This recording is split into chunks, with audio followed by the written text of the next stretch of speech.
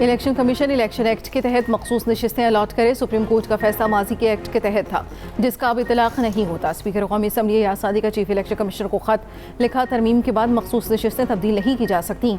अब तरमीम शुदा इलेक्शन एक्ट मौजूद रहेगा जो पहले वाले एक्ट से बाला होगा। इलेक्शन कमीशन पार्लियामेंट के बनाए गए कवानीन पर अमल दरामद करे। पार्लियामेंट और जमहूरी असूलों की बालादस्ती यकीनी बनाए। इलेक्शन कमीशन को हुक्म दिया गया एक जमात के अरकान को दूसरी जमात में शामिल किया जाए। वो आज़ाद अरकान जो किसी दूसरी जमात का हिस्सा बन गए हैं उन्हें पार्टी तब्दील करने की इजाज़त नहीं दी जा सकती। स्पीकर पंजाब असम्बली मलिक अहमद खान का भी इलेक्शन कमीशन को खत लिखा। तरमीम शुदा इलेक्शन एक्ट पर अमल दरामद यकीनी बनाया जाए। नए एक्ट के बाद आज़ाद रुकन वफादारी दोबारा तब्दील नहीं कर सकता। सुप्रीम कोर्ट के फैसले पर अमल दरामद कानूनी तौर पर काबिल अमल नहीं रहा।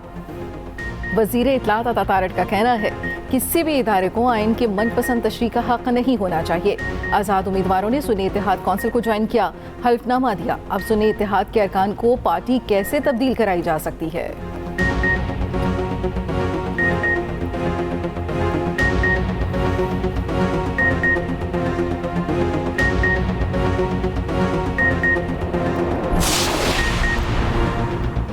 इलेक्शन तरमीमी एक्ट सुप्रीम कोर्ट के फैसले पर अमल दरामद से रोकता है। सुप्रीम कोर्ट बताए फैसले पर कैसे अमल करें। जब तक कानून मौजूद है मखसूस नशिस्तें अलॉट नहीं की जा सकती। इलेक्शन कमीशन का सुप्रीम कोर्ट में नई मुतफरिक दरख्वास्त दायर करने का फैसला। सुप्रीम कोर्ट की वजाहत के तफसीली जायजे के बाद अहम फैसले कर लिए। कानूनी राय और स्पीकर कौमी और पंजाब असम्बली के खतूत का जायजा ले लिया। इलेक्शन कमीशन सुप्रीम कोर्ट से रहनुमाई मांगेगा। इलेक्शन कमीशन ने कहा जब कानून मौजूद है अब मखसूस नशिस्तें अलॉट नहीं की जा सकती तो फैसले पर अमल दरामद कैसे हो।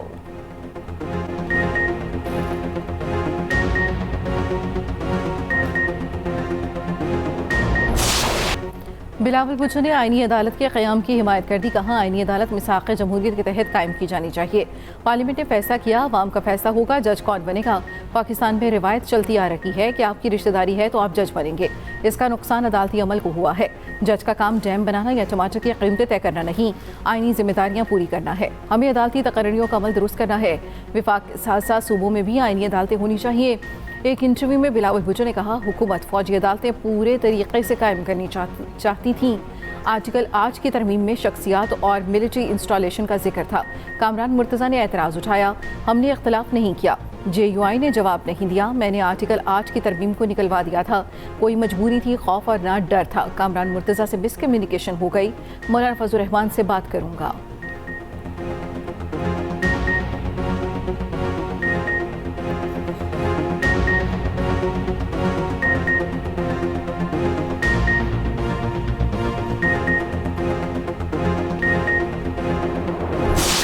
मुर्तज़ा का कल फोन आया था, एक मिस कॉल आई हुई है, मैं गाड़ी चला रहा था, बाद में मैं उनको रिंग बैक नहीं कर पाया।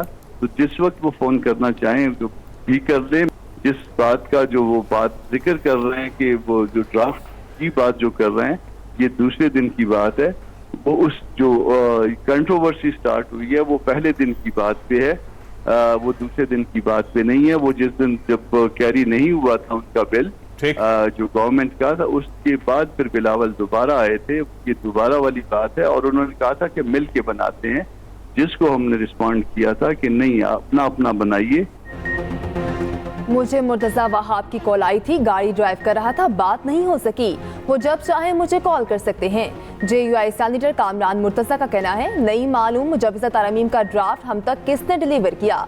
जब उसका जायजा ले रहे थे तो बिलावल पहुंच गए। हमने उनसे कहा आप ये क्या करने जा रहे हैं। उनकी बात का मफहूम यही था ये हमारी मजबूरी है। हमारे इनकार पर तय पाया दोनों जमातें अपना अपना ड्राफ्ट तैयार करेंगी। एक्सप्रेस न्यूज़ के प्रोग्राम कल तक में गुफ्तगू करते हुए कहा पीपल्स पार्टी से कहा है जब आपका ड्राफ्ट तैयार हो जाए तो शेयर कर दें।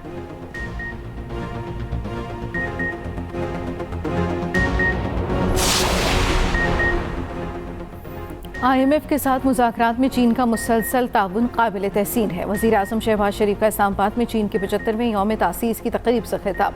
कहा दोनों ममालिक की दोस्ती हिमालय से ऊंची और समंदर से गहरी है। चीन ने इलाक़ाई और आलमी अमन के लिए हमेशा ऐसा किरदार अदा किया। पाकिस्तान, हांगकॉन्ग, ताइवान और दूसरे आलमी अमूर पर चीन की हिमायत करता है। चीनी वज़ीर आज़म के आइंदा दौरे पाकिस्तान के मुंतज़िर हैं। तकरीब से खिताब में आसिफ जरदारी ने कहा पाकिस्तान और चीन आजमाइश की हर घड़ी में मजबूत दोस्त रहे हैं। CPEC मंसूबों के जरिए पाकिस्तान में तरक्की और खुशहाली आएगी। तकरीब के आखिर में केक भी काटा गया।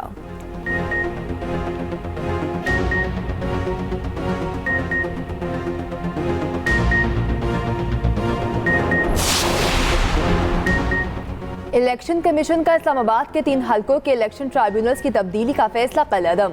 इस्लामाबाद हाई कोर्ट के इलेक्शन कमीशन को दोबारा फैसला करने की हिदायत। चीफ जस्टिस आमिर फारूक ने तफसीली फैसले में लिखा, तीनों MNAs अंजुम अकील, तारिक फसल और खुर्रम नवाज की दरखास्तें ज़ेर इल्तवा तस्वर होंगी। इलेक्शन कमीशन ने ट्राइब्यूनल तब्दीली की दरखास्त पर जल्दबाजी में कार्रवाई की। दरखास्त गुजारों को केस पेश करने का मुनासिब मौका न देना इलेक्शन कमीशन की नाकामी है। ट्राइब्यूनल ट्रांसफर केस में फ्रीकैन को सुना नहीं गया। ये फैसला कानून की नजर में बरकरार नहीं रह सकता। शुएब शाहीन, आमिर मुगल और अली बुखारी ने ट्राइब्यूनल तब्दीली के खिलाफ दरखास्तें दायर की थीं।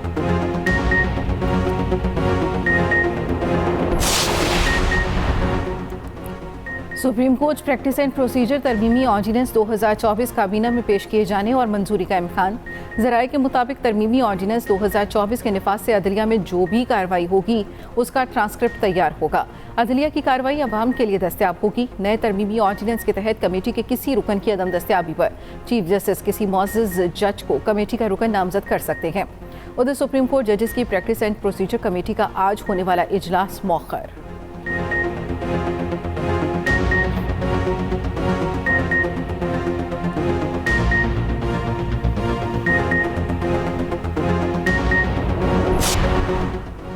आजम नज़ीर तारड़ और बिलावल भुट्टो को आईनी तरमीम के मसवदे का कुछ पता नहीं। अपोजिशन लीडर उमर अयूब का दावा, कहा खसूसी कमेटी में हुकूमत और उनके इत्तेहादियों का मंफी किरदार रहा। अगर ये बिल पास होता तो मुल्क में मार्शल लॉ लग जाता। आईनी अदालत का जज सदर जरदारी लगाकर अपनी मर्जी के कानून बनाते। किसी भी किस्म की सुपर अदालत नाकाबिले कबूल है। ऐसी कोई मजीद तरमीम आई तो पार्लियामेंट में मुकाबला करेंगे। साबिक सदर और रहनुमा PTI आरिफ अलवी ने आईनी तरमीम के बिल को आइन की तदफीन का बिल करार दे दिया। मंसूरों में अमीर जमात इस्लामी हाफिज नईमुर रहमान से मुलाकात। आरिफ अलवी ने कहा, फौज रियासत का सतून है, चाहते हैं उसे कोई नुकसान ना पहुंचे। अमीर जमात इस्लामी हाफिज नईमुर रहमान ने कहा, 26वीं आईनी तरमीम के अमल को किसी सूरत कबूल नहीं करते।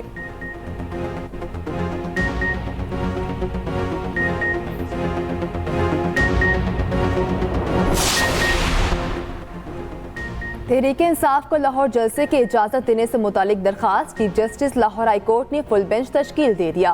Justice Farooq Haider full bench के सरबराह मुकर्रर। 3 रुकनी फुल बेंच आज दरखास्तों पर समाअत करेगा।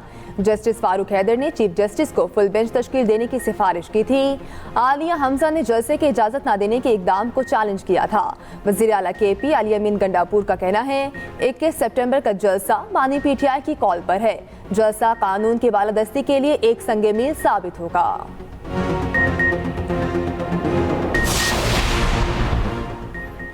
वुकला तंजीमों की मुशावरत के बगैर आईनी तरमीम का पैकेज बेसूद होगा। ऑल पाकिस्तान वुकला नुमाइंदा इजलास का एलामिया जारी। मुजवज़ा आईनी तरमीम का मुसवदा मुश्तहिर करने का मुतालबा। एलामी में कहा गया, कोई कानून साजी या आईनी तरमीम आइन के बुनियादी ढांचे से मुतसादिम नहीं हो सकती। आईनी तरमीम पर मुशावरत के लिए कमेटी कायम। कमेटी 7 रोज़ में तहरीरी सिफारिशात हुकूमत को पेश करेगी। PTI सेनेटर अली जफर का कहना है, हॉर्स ट्रेडिंग दोबारा लाने के लिए तरमीम की जा रही है। रात के अंधेरे में तरमीम होती नहीं देखी। दलाइल से मुकाबला करेंगे। सड़कों पर आना पड़ा तो आएंगे। हामिद खान ने कहा, हम किसी आईनी अदालत को नहीं मानते, हमारी लाशों से गुजरकर ऐसा करना पड़ेगा।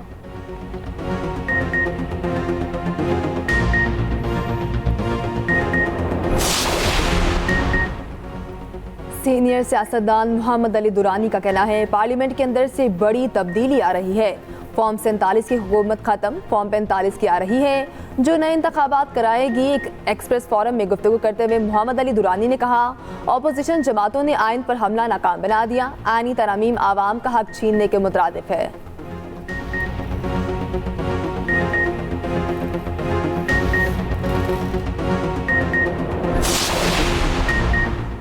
सदर मुमलिकत से सीनियर वज़ीर सिंध शर्जील मेमन और सूबाई वज़ीर नासिर हुसैन शाह की मुलाकात।